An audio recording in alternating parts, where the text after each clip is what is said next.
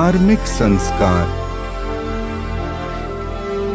नमस्कार दोस्तों, आप सभी का हमारे इस चैनल धार्मिक संस्कार में स्वागत है। राधा की कैसे हुई थी मृत्यु, क्यों तोड़ दी थी श्री कृष्ण ने अपनी बांसुरी। प्रेम की मिसाल जब भी देते हैं तब श्री कृष्ण राधा के प्रेम की मिसाल ही सबसे पहले देते हैं। कहते हैं कि जीवात्मा और परमात्मा का मिलन राधा श्री कृष्ण का प्रेम है। श्री कृष्ण बचपन से ही राधा को प्यार करते थे। दोनों के प्रेम की अनुभूति श्री कृष्ण को 8 साल की उम्र में हुई थी। श्री कृष्ण के दैवीय गुणों के बारे में राधा को पता था। अपने मन में प्रेम की स्मृतियों को राधा ने जिंदगी भर बनाया हुआ था। दोनों के रिश्ते की यही सबसे बड़ी खूबसूरती है। शास्त्रों में कहते हैं कि 2 ही चीजें सबसे ज्यादा श्री कृष्ण हो अपने जीवन में बहुत प्यारी थीं। श्री कृष्ण की यह दोनों चीजें एक दूसरे से आपस में गहराई से जुड़ी थीं और वो थीं बांसुरी और राधा। राधा श्री कृष्ण की तरफ उनकी बांसुरी की धुन की वजह से ही खिंची गई थीं। श्री कृष्ण अपने पास बांसुरी राधा की वजह से ही रखते थे। श्री कृष्ण और राधा का मिलन भले नहीं हुआ, लेकिन एक सूत्र में दोनों को हमेशा बांसुरी बांधे रखती है। कृष्ण के हर चित्रण में बांसुरी जरूर होती है। राधा के प्रति श्री कृष्ण के प्रेम का प्रतीक बांसुरी ही है। कई अलग अलग विवरण राधा से जुड़े हुए हैं, लेकिन एक ऐसी ही प्रचलित कहानी हम आपको बताने जा रहे हैं। जब मामा कंस ने बलराम और कृष्ण को आमंत्रित किया था, उस समय राधा पहली बार भगवान श्री कृष्ण से अलग हुई थीं। यह खबर जब वृंदावन के वासियों ने सुनी तो वह बहुत दुखी हो गए। जब श्री कृष्ण मथुरा जा रहे थे, उससे पहले वह राधा से मिले थे। राधा को श्री कृष्ण के मन की हर गतिविधि पता थी। कृष्ण ने राधा को अलविदा कहा और फिर दूर हो गए। राधा से कृष्ण ने वादा किया था कि वह वापस आएंगे, लेकिन उनके पास कृष्ण वापस नहीं आए। हालांकि रुक्मिणी से कृष्ण की शादी भी हो गई। श्री कृष्ण को पाने के लिए रुक्मिणी ने कई तरह के जतन किए थे। अपने भाई रुक्मी के खिलाफ रुक्मिणी ने श्री कृष्ण से शादी की।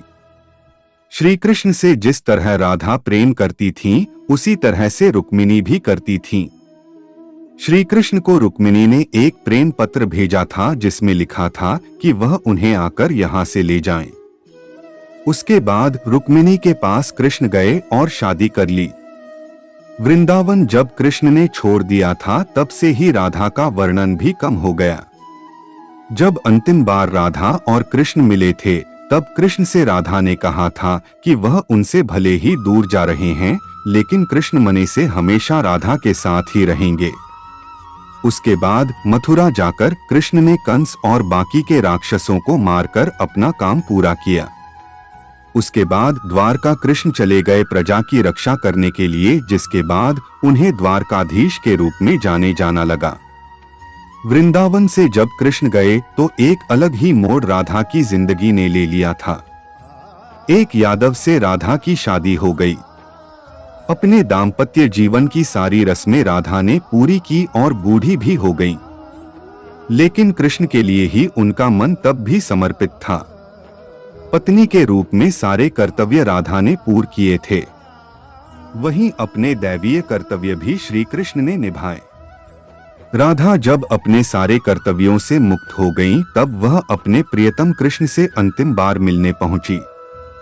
उन्होंने कृष्ण की रुक्मिणी और सत्यभामा से विवाह के बारे में द्वारका जाकर उन्हें पता चला, लेकिन वह बिल्कुल भी निराश नहीं हुई।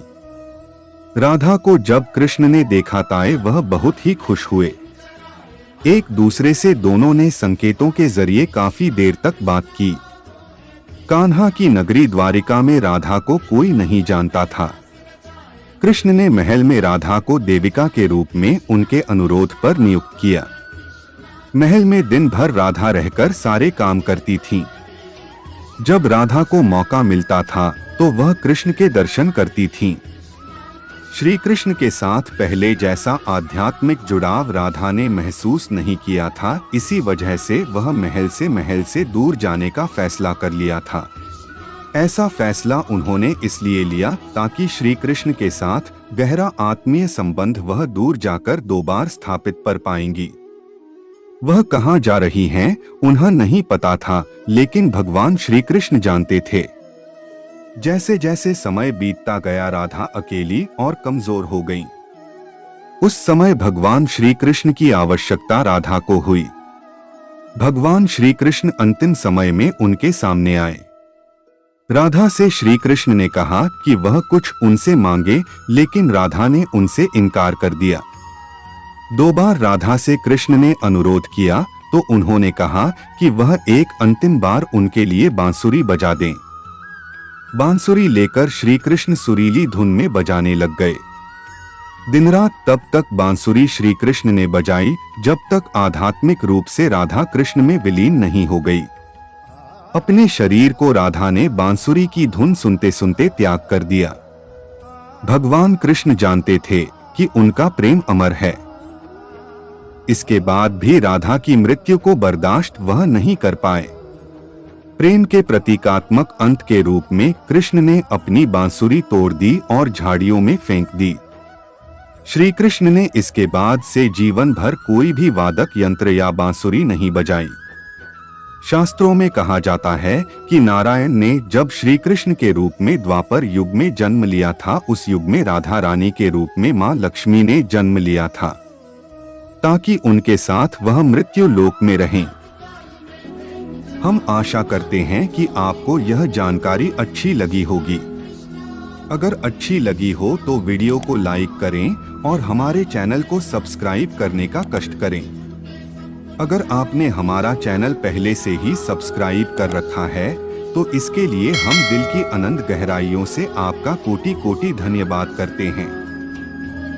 एक बार फिर से आपका बहुत बहुत धन्यवाद। जय हिंद, जय भारत।